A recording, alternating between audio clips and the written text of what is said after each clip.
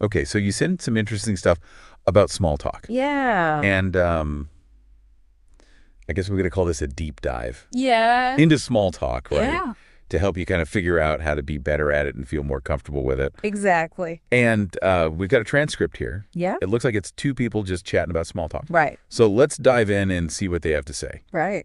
So right off the bat, Yeah. they define small talk as the kind of like easy, light conversation you have Right. before you really get into something. Like the weather or hobbies. Yeah, weather, hobbies, like what you did over the weekend, that sort of thing. Exactly. It's kind of like a warm-up, right? It is. It's that kind of a, initial connection point before you dive into something deeper. Yeah, and that's interesting, right? Like it's not just filling silence. It's not just filling dead air. Yeah, it's really like a social handshake almost. Yeah, you could say that. You're kind of just like testing the waters, I guess. Absolutely. Yeah. Seeing if there's common ground. Yeah, and you think about it, small talk is everywhere. Absolutely. You do it at parties, At work. even just like quick interactions, like in an elevator. Yeah, those quick moments Like- you could bump into someone. Exactly. So this transcript actually gives some tips for how to start small talk. Okay. And the first one is smile and make eye contact. Yeah. Seems pretty simple. Yeah, but why is that so important? Why is that so important? Well, when you smile at someone, it signals that you're open and approachable.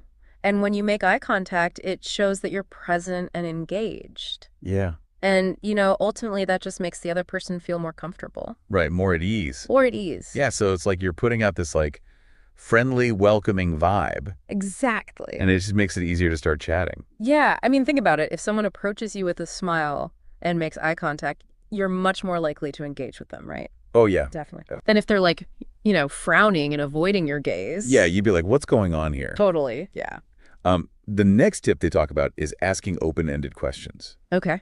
So instead of saying like, did you have a good weekend? Right. You should ask, what did you do over the weekend? What's the difference there? What's the difference? Yeah. Well, with a closed-ended question like, did you have a good weekend, you're likely to just get a yes or no answer. Right. But when you ask an open-ended question, you're inviting the other person to elaborate, to share a story. Yeah, and that keeps the conversation going. Exactly. It gives you more to work with. Yeah, and it shows that you're interested in what they have to say. Precisely. And it's interesting, right? Like it turns it from just a one-word answer into like a mini conversation. Absolutely.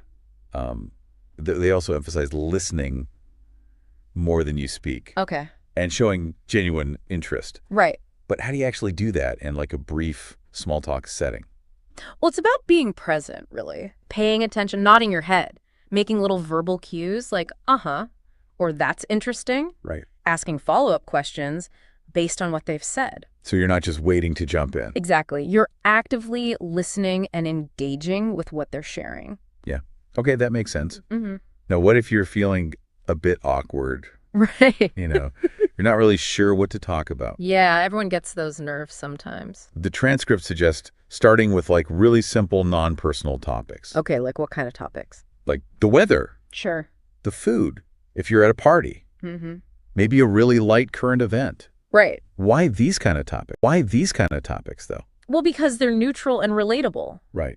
Everyone has an opinion on the weather. Yeah. And if you're at an event, the food is a shared experience. So it's something to kind of bond over. Exactly. It gives you a starting point Yeah. without feeling like you're getting too personal too quickly. Right. Right. And it's kind of low pressure. Yeah. Okay. They also talk about those awkward silences. Oh, yeah, those can be tough. Yeah. And they say, like, don't freak out. Don't let them derail you. Just take a breath. Right. Carry on. Why is that so important, though? Yeah. Like, why is it so important to not be afraid of those pauses? Well, because pauses are natural. Yeah. Conversations aren't always perfectly fluid. Yeah. There are going to be moments of silence. Yeah. And that's okay. It doesn't mean the conversation is over. Right. It just means you're both taking a moment to think. And sometimes you just need that little beat Absolutely. to collect your thoughts. Yeah, and to figure out what you want to say next. Yeah. And actually, sometimes those pauses can even make the conversation feel more natural. Yeah, I agree. Okay. So the last thing they talk about is actually a challenge. Oh, a challenge. I like that. And it's to talk to one new person today, Okay. even just briefly. So like at the bus stop or at the coffee shop? Exactly. Yeah. Yeah. Why is that practical experience so crucial? Because small talk is a skill. Okay. And like any skill you get better with practice. Yes. The more you do it, the more comfortable you become. Yeah. And each interaction, even if it's just a quick chat, Yeah. helps you build that confidence. So it's like you're training your small talk muscles. Absolutely. You're getting those reps in. Right. And over time, it becomes easier and more natural.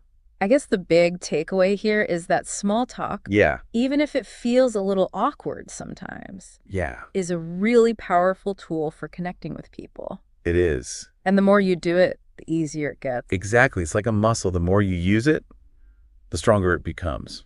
It really makes you think, doesn't it? Yeah, it does. Like imagine that quick hello or that brief chat you have with someone today, Right. like the barista at your coffee shop Yeah. or someone you see at the bus stop. You never know. You never know. That one little interaction could actually lead to something really cool. It could spark a new friendship, Yeah, a new opportunity. business collaboration. Mhm. Exactly. And it all started with just taking that small step To engage. to engage. Yeah.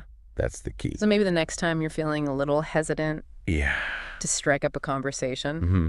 remember Remember, that small talk isn't just about filling the silence. it's about building connections. Yeah, and you never know where those connections might lead. Exactly. The possibilities are endless. That's a good note to end on. Yeah, I think so. Thanks for joining me for this deep dive. My pleasure. And yeah, keep those questions coming. Absolutely. We'll be here to unpack them. All right, until next time. See you then.